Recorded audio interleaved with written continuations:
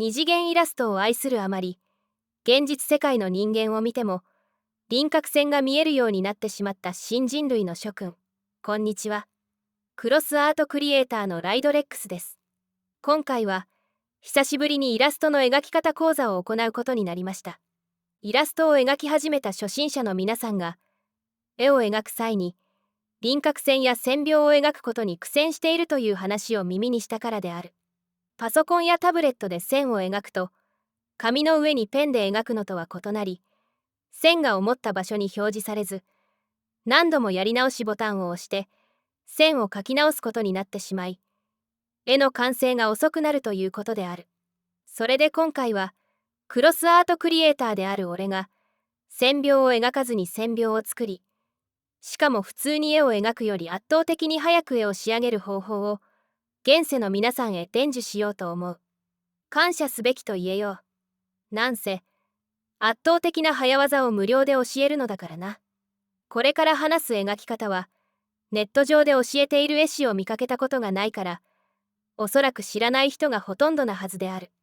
もしかするとこの方法に誰も気づいていないかもしれない。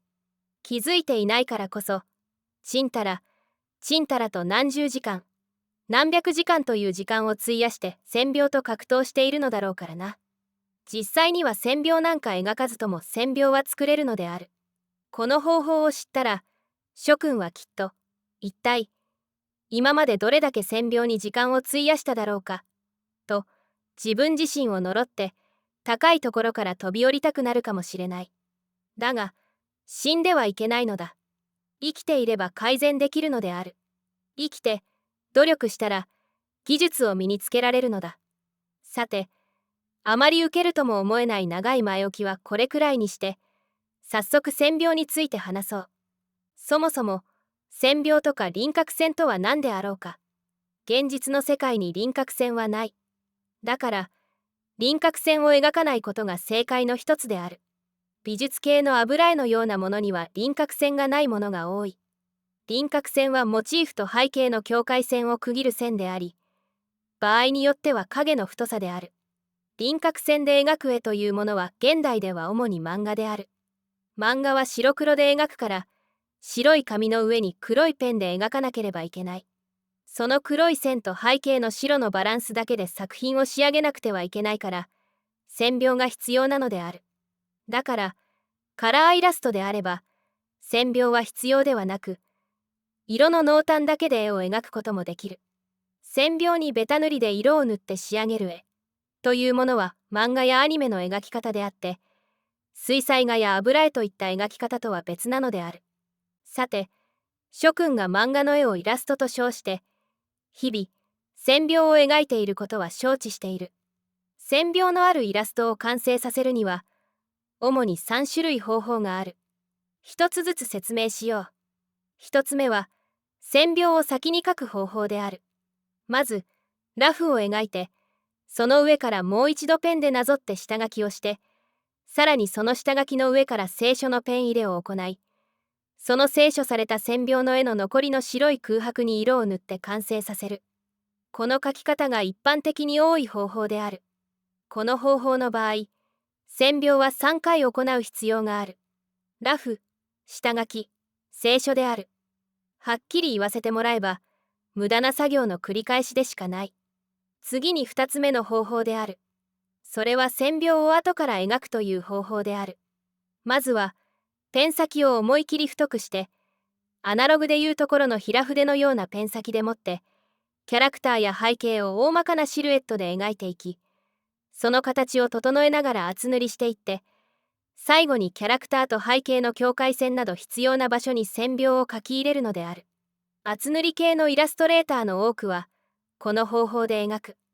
これは油絵の描き方に近い。この方法であれば線描は最後の1回だけで済むのである。だが、俺に言わせたら、この描き方も無駄が多すぎるのである。最後に紹介する3つ目の方法は、線を描かずして線を作る方法である。輪郭線なしの絵という意味ではない。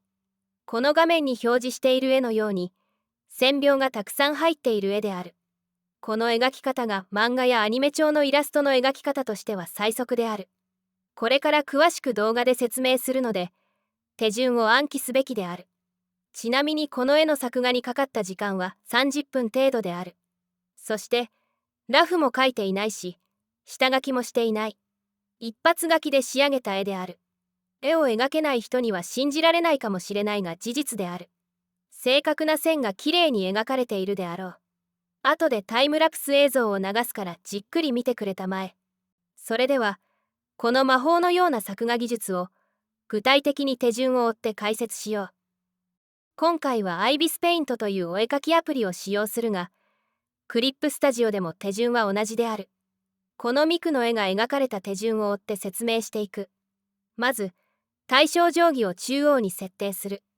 画面の左半分または右半分のどちらか一方を描けば、反対側にも反転されて表示されるようになる。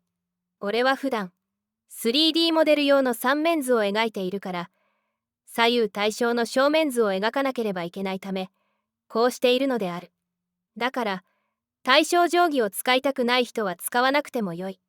次にペン先をミリペンやデジタルペンのようなボケ足のないものを選び、太さを思い切り太くする。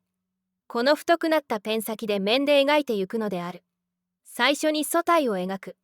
そのため、肌の輪郭線に使いたい色を選ぶ。この場合は暗い茶色である。この茶色で楕円形を描いて頭の形を作る。次に上半身にあたる台形を描く。それらを首でつなぐ。こうしてできた茶色い素体がこれである。この素体に輪郭線を作ろう。ここからが一番肝心な部分だ。塗りつぶしツールを選択して、肌色を選択する。そして、右下の歯車アイコンを選んで、中央のスライダーの拡張という設定を-10にする。この数字の部分が輪郭線の太さになるから、細い線を作りたければ、-5とか-3とかにすると良い。そして、先ほど作った茶色い素体の中央をタップするだけである。これで、素体に肌色が塗られて、一瞬で茶色い輪郭線ができる。もうご理解いただけたであろう。これをパーツごとに繰り返していくのである。目から鱗であろうか。ただし、この方法だと線だけを独立したレイヤーにできないから、もし線描だけのレイヤーが欲しい場合は、肌色で塗りつぶすのではなく、色の代わりに消去ツールを選択して、透明で塗りつぶしたらよい。そうすると輪郭線だけが残る。さあ、次は紙を描こう。ペン先の色をダークグリーンに変える。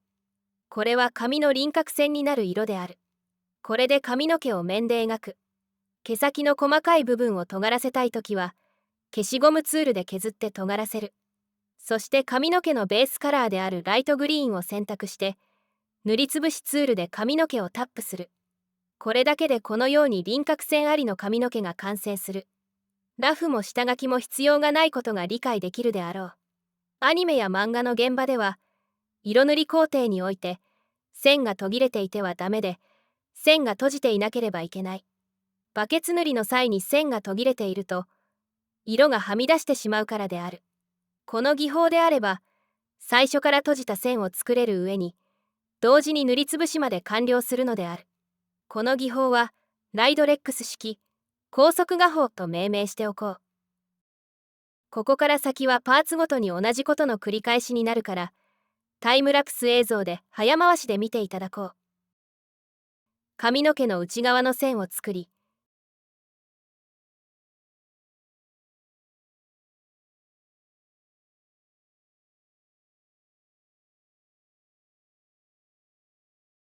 服を作り、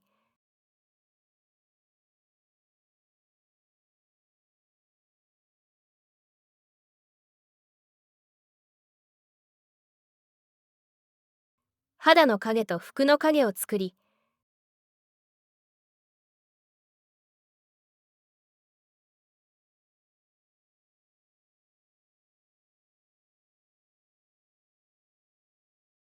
最後に顔の中のパーツを作って完成である。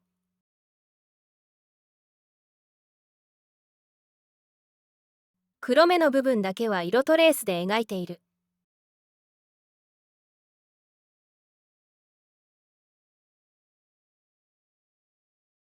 これが線描ありのアニメ塗りにおける最速画法である。今回は描き方の説明だけだから、ここで完成とするが、もっと書き込みを増やしたり、影の階調を増やしたり、エフェクトを追加したりと、仕上げに凝りたい人はここからさらに先へ、どんどん手を加えたらよい。俺のようにアニメモデルのキャラデザ目的の三面図イラストであれば、影の階調を増やしたりする必要がないから、基本的には線描とベタ塗りだけでも用は足りる。あくまでモデリングするための設計図だからである。いかがだろうか。なぜ今までこの書き方に気づかなかったのだろうと驚愕した人もいるであろう。諸君はこの輪郭線をいちいち手動でなぞりながら、何十時間という時間を費やしてきたのだからな。この描き方はとても便利であるが、線の太さが一定に保たれるという性質があるから、もし髪の毛の毛先などをもっと細くしたい場合は消しゴムで線を削り、逆に線が交差するような場所で線を太くしたいときは、その部分だけをペンで上からもう一度なぞって太くする必要がある。その部分的な線描すら描きたくない人は、区形ツールで太くしたい部分を変形させて太らせたらよい。線描で困る部分は、主にロングツインテールのようなストロークが長い部分だから、そういう線の太さが一定で良い部分は、何も手を加える必要がないからそのままで完成にできる。以上が最速画法の解説である。これにて、今回の主題である、線を描かずに線を作る方法の説明は終わったから、後半では息抜きとして作画の考え方について、俺の主張を語らせてもらいたい。皆さんは、この星の画面に塗り絵に色を塗ってくださいと言われたら、どのように塗りますか？多くの人は、このように星の内側をペンで塗ろうとすると思う。しかし、これだけが正解ではない。このように、星の外側を塗るのも正解だし、画面全体を塗っても正解である。ベタ塗りではなく、まだら模様に塗っても正解なのだ。先入観にとらわれず、他の人とは違う方法を試してください。ちなみに俺がこの塗り絵を塗れと言われたら、このように一旦星の輪郭線をはみ出すように塗ってから、はみ出している部分をバケツ塗りで消去する。それが1ドットの塗り残しもなくきれいに仕上げられる方法なのだ。普通に内側をバケツ塗りすると星の尖った部分に数ドットの塗り残しができる。それを避けるために拡張塗りをすると、線描が細い場合に線の外側まで塗りがはみ出してしまうからだ。本日紹介した線描を描かずに線を作る方法と、この一旦はみ出して塗ってからはみ出した部分を消去する方法は、アナログではできない方法であり、デジタルだからこそできる作画方法である。過去のアナログ技術にとらわれずに、クリエイトしてください。自分の頭で考えるのです。先生が教えた方法だけが正解ではないのである。先生というものは往々にして、過去に活躍した人であり、作画方法が凝り固まっている可能性がある。技術が凝り固まってるだけならまだ良いが、頭の中や思想までカッチカチに凝り固まっていて、新しい発想を作り出せない先生も存在するだろうから、若者は頭の柔らかいうちにクリエイティブを発揮すべきです。年配絵師は若者に対して新しい発想に期待しているのに、若者はいつまでも年配絵師の真似ばかりして、同じような美少女絵ばかり描こうとする人が多いから、先人は幻滅するのです。珍しい絵を描いて他人と差別化しない限り、周囲にうずもれてしまい、活躍はできません。プロを目指している人は、他人と違う絵を目指してください。同じ絵は2つ必要ないのです。それなのに、ネット上には AI で出力したような、同じような絵ばかりで飽きてしまうのです。そんな絵に誰がお金を払うでしょうか。よく考えてください。人生の時間は限られているのです。あなたが一枚絵を描くのに何時間かかりますか？俺が過去に三国志のゲームキャラクターデザインをしていた時は、1日1体のペースでキャラクターデザインして絵を仕上げていました。そのペースで、鎧を着た武将や文官を数百体描かなければ納期に間に合わないのです。絵が描けるだけではプロになれません。筆が遅くてもダメ。衣装や髪型のデザインを思いつかない人もダメ。三国志ならキャラクターの風貌を古典作品から受け継がれている印象イメージに合わせて作り出せなければ採用されない。しかも既存の他社の作品と絵柄が似ていてもダメです。他人の真似しかできない人は到底使い物にはならないのです。というわけで、早く絵を仕上げられる今回お伝えした技術を参考にして、スピードアップに利用できる人は利用してみてください。この提案よりも、もっと早く仕上げる方法が思いついた人はご連絡ください。おそらくそんな方法はないし、あったとしても他人に教えたくないと言って秘密にすると予想されます。この動画はお宝級なのです。話はそれますが、お宝ついでにおまけ話を追加しましょう。皆さんは賭け事を行いますか？画家や漫画家、イラストレーターを目指す行為はギャンブルです。絵が描けたらなれるものではなく、運も必要です。ここで競馬を想像してください。2頭の馬が競争するとしましょう。A という馬は連戦連勝の優秀な馬です。B という馬は過去のレースで一度も優勝したことがない馬です。この A と B を競争させて、どちらか一方に単勝でお金をかけるとしたら、どちらの馬にお金をかけますか？ほとんどの人は A にかけるでしょう。100人中、90人は A にかけたとする。それでも俺は A ではなく B にかけます。理由は、仮に A が勝つ可能性が 99% だとしても、B にかけた方がリターンが大きいからです。仮に A にかけて A が勝って配当金を得られたとしても、100名の参加者から100万円集めたうち、胴元が 25% を手数料で持っていくので、残りの75万円を当選者90人で分け合う形となります。1万円かけても払い戻し金は8333円になる。当選したのに戻ってくるお金は減ってしまうのである。ところが B にかけて、万が一にも B が勝った場合は、配当は7万5千円になる。